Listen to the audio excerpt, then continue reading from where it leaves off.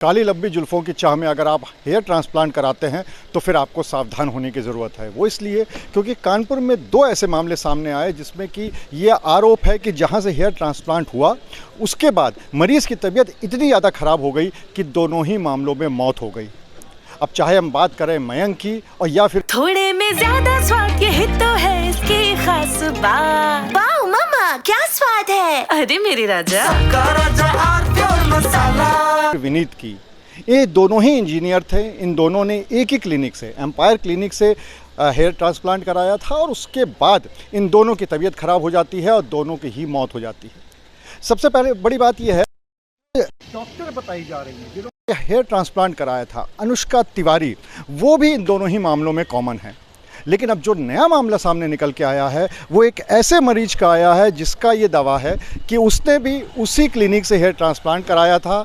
हालांकि किस्मत अच्छी थी उसकी कि उसकी जान नहीं गई, वो बच गया, लेकिन उसने बहुत सारी पोल उस क्लिनिक की खोली है और ये बताया है कि वहाँ पर ट्रांसप्लांट करने वाले जो लोग हैं वो किस तरीके के हैं, डिग्री क्या डॉक्टर के पास है। ऐसे सारे राज इस मरीज राम जी ने खोले हैं। तो आइए आपको पहले ये सुनाते हैं कि इस पूरे मामले में राम जी का क्या कहना है। जी हाँ, मैंने एम्पायर क्लिनिक से ही हेयर ट्रांसप्लांट कराया है और वो अनुष्का मैम जी का क्लिनिक है। वहाँ पे जो मेरा हेयर ट्रांसप्लांट हुआ वहाँ पे मुझे ऐसा लगा जैसे जो हेयर ट्रांसप्लांट करते हैं लड़के वो कोई प्रोफेशनल नहीं है और वो किसी डॉक्टर के यहाँ रहकर वो काम सीख आए हैं। और जिन्होंने मेरा ट्रांसप्लांट भी अच्छा नहीं हुआ और मेरे अच्छे हेयर भी नहीं आए। तो मुझे नहीं लगता है कि उनमें से किसी के पास डिग्री है इन कामों को लेके।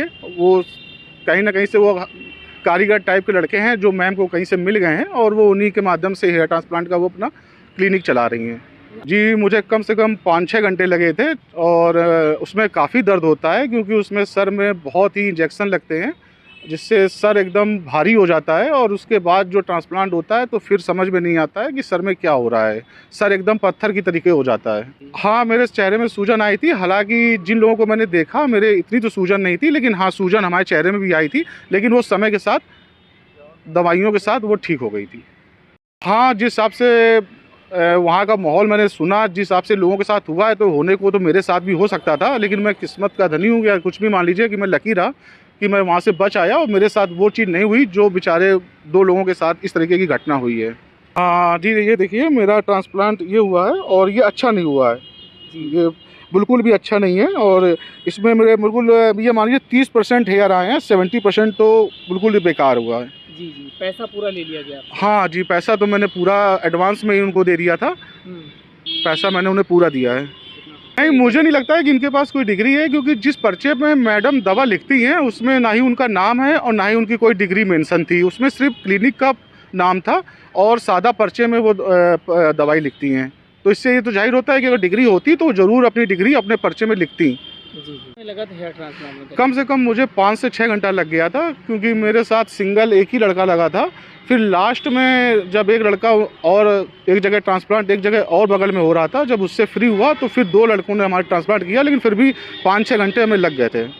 क्या है? नहीं, प्रोफेशनल तो हो ही नहीं सकते हैं क्योंकि जिस हिसाब से वो लड़के थे वो ना ही डॉक्टर लगते हैं और ना ही वो कोई बहुत अच्छे प्रोफेशनल भी लग रहे थे। वो ऐसे लग रहे थे जैसे कोई लेबर क्लास के नहीं होते, जैसे किसी अच्छे सीनियर डॉक्टर के यहाँ ये हो सकता है ओटी में रहते हों तो इनको जैसे भी अपना सीख गए हों, लेकिन वहाँ कोई डॉक्टर नहीं है। यही देख के आप दोबारा नहीं गए? हाँ, मेरा ट्रांसप्लांट जब अच्छा नहीं हुआ, हालांकि मैं नाराज़ भी हुआ, मैंने मैडम से बोला भी तो मैडम ने हमसे कहा कि आप दोबारा आ जाइए, आपको दोबारा कर देते हैं। चूँकि उसमें इतना समय लगता है और इतना दर्द होता है कि फिर मैं दोबारा ना वहाँ ट्रांसप्लांट कराने गया ना PRP कराने गया, मैंने वो क्लिनिक जाना ही छोड़ दिया। मतलब वहाँ के हालात भी आपने देखे हैं? हाँ, वहाँ मतलब ये है कि वहाँ कोई एक जिसको बोलते हैं हेयर ट्रांसप्लांट का जो एक होता है वैसा वहाँ माहौल नहीं है। वहाँ ऐसा लगता है जैसे कोई एक तरीके से बस वो चल रहा है, मतलब कोई ख़ास वहाँ है नहीं जैसा वहाँ का माहौल होना चाहिए एक ट्रांसप्लांट जो क्लिनिक होता है। तो फिलहाल राम जी ने पूरे मामले का खुलासा कर दिया है, लेकिन अब इसमें सबसे बड़ी बात यह है कि जो विनीत दुबे वाला मामला था उसमें तो FIR दर्ज हो गई है, लेकिन जो मयंक वाला मामला है उसमें अभी तक FIR दर्ज नहीं हो रही है, जांच चल रही है और जो आरोपी डॉक्टर है अनुष्का तिवारी वो भी फरार हैं।